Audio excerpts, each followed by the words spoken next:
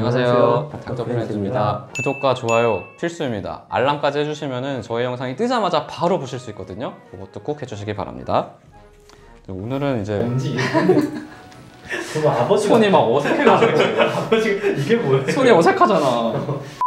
편도에 대해서 굉장히 많이 문의를 주세요. 막 너무 흔하니까요, 사실. 맞아요. 편도도 뭐 여러 가지 주제가 있는데 그 중에서 뭘 할까 고민하다가 편도 절제술에 대해서 먼저 설명을 좀 드리려고 합니다. 여기 마침 또 편도 절제술을 직접 받으신 분이 계세요. 작년에 받았습니다. 뭐가 불편해서 받으신 거죠? 저는 어릴 때부터 이비인후과만 가면 편도가 크다. 이비인후과 선생님들이 항상 떼고 싶게 생겼다고 이비인후과 의사들이 보면. 많이 하죠. 근데 감기 오면 저는 다른 감기는 안 걸리고 항상 편도에 감기가 걸려요. 편도 전염이 심하면 엄청 오래 가는 거예요. 되게 고생을 하더라고요. 열도 나고 목도 아프고 그래서 1년에 한 4-5번은 꼭 오니까 그냥 이낙준 선생님이 보더니 떼라고 하더라고요. 작년에 같이 군병원에 있을 때 그래서 전신 마취하고 편도를 뗐습니다. 분명해서 저지마취 했던 거. 아니 저희 병원에서 한 건 아니고요. 대학병원. 네, 대학병원에서 했어요. 크기가 크면은 이제 받는다고 생각을 하시거든요. 자기가 편도가 크다고 얘기를 들으셨으면 오셔서 편도 떼야 되는 거 아니냐 이렇게 말씀을 많이 하세요. 근데 사실은 저희 와이프 아 그래요? 편도가 커요?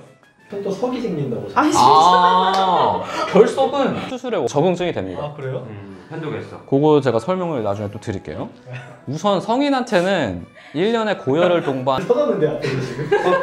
어떡하지? 내가 사실 환자의 개인정보이기 때문에 근데 나한테 환자 진료를 보는 건 아니니까 이거 이야기해도 되는 거죠? 얘기해도 되는 거예요. 그것도 뭐 와이프인데 뭐 얘기해. 네, 와이프인데 뭐 남이에요? 근데 너무 와이프의 몸의 비밀을 공개한 것 같긴 해. 그러니까 편집 지금 나만 해도 딱 보니까 결석이 이렇게 보이는 것 같거든요. 근데 자주 생기진 않고 한 번씩 낀대요. 한 번씩. 그거 제가 자세하게 설명드리겠습니다.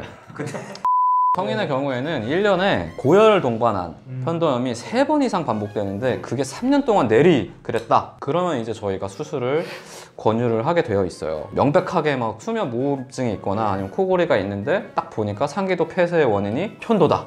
와 편도 때문에 그게 안 될 정도면 정말 뭐 엄청 거의 큰 사람들, 키스겠네요. 애기들, 요건 보통 애기들 그런 경우에 이제 편도를 떼게 되고 그 다음에 이제 우창윤 선생님의 와이프분이 앓고 계시는 편도 결석. 편도 결석이 구취의 원인이 돼요.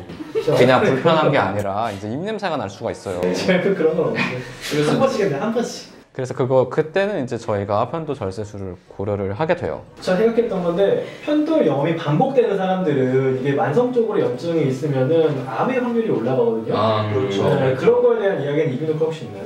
예방적으로 편도 절제술을 하는 경우는 없어요. 암 때문에. 왜냐면은 암이 발생하는 부위이긴 합니다. 편도암도 있어요. 생각보다는 많은데 예방적으로 막 뗄 정도로 흔한 암은 아니고 보통은 그냥 편도염이 아니라 휴먼 파필로마 바이러스라는 특정 바이러스가 있어요. 그 감염이 있을 경우에는 편도염의 확률이 유의하게 올라간다 이런 보고가 있어서 미국에서는 연봉으로 이렇게 수합을 해가지고 그거 검사를 해봐요. 인유두종 바이러스. 네, 그래서 그 바이러스가 자라는 경우에는 간혹 예방적으로 떼는 경우도 있습니다. 저희가 수술을 권유하는 거는 자꾸 방치하면 항생제를 쓰게 돼요. 왜냐하면 편도염은 제일 흔한 그 원인이 균이에요, 세균. 그냥 바이러스가 아니라. 그래서 항생제를 꼭 먹게 되거든요. 근데 1년에 막 3번씩 항생제 계속 먹고 그러면 이게 좋을 리가 없잖아요. 너무 고생하고 수술을 고려를 하게 됩니다.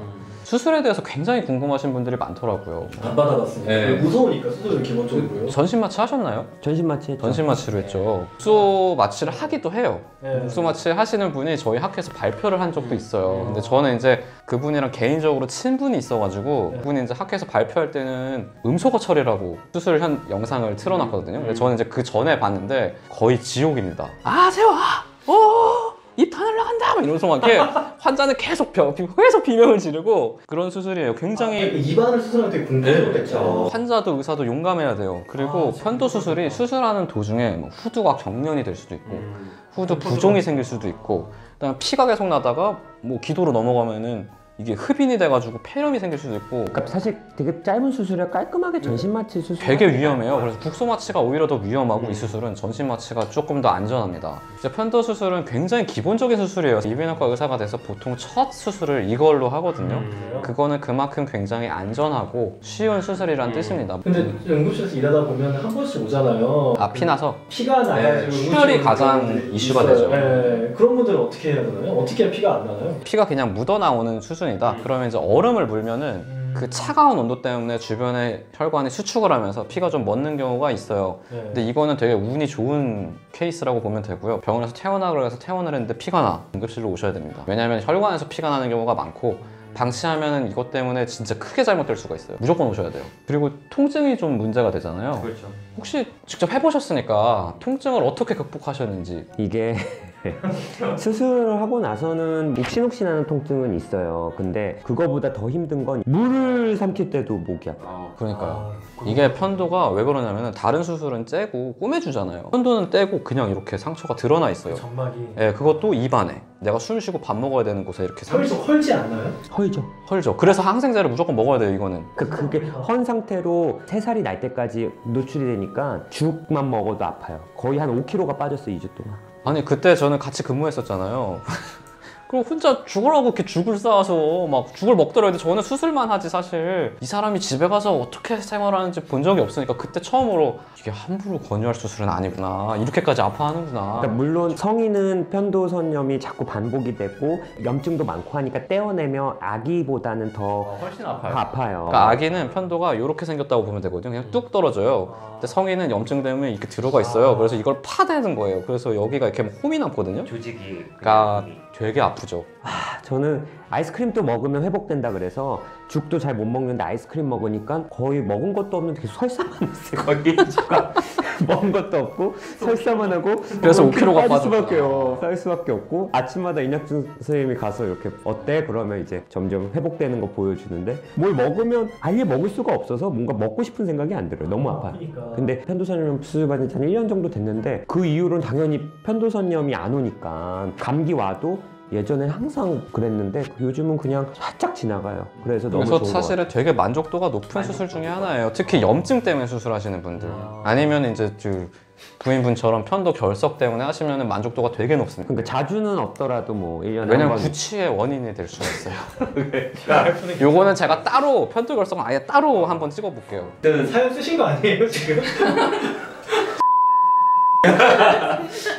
네, 그 편도 절제술에 대해서 어느 정도 답이 되셨으면 좋겠고 편도는 제가 시리즈로 좀 더 다뤄볼 테니까 다음에 또 한번 기대를 해주세요. 네, 감사합니다. 감사합니다. 여기까지 영상을 보신 당신 정말 영상을 재밌게 보셨군요. 그렇다면 구독 버튼은 필수겠죠? 구독 버튼 그리고 관련 영상은 여기에 있습니다. 마음 많은 100만 유튜버 당신의 도움이 큰 도움이 된다. 100만 가자!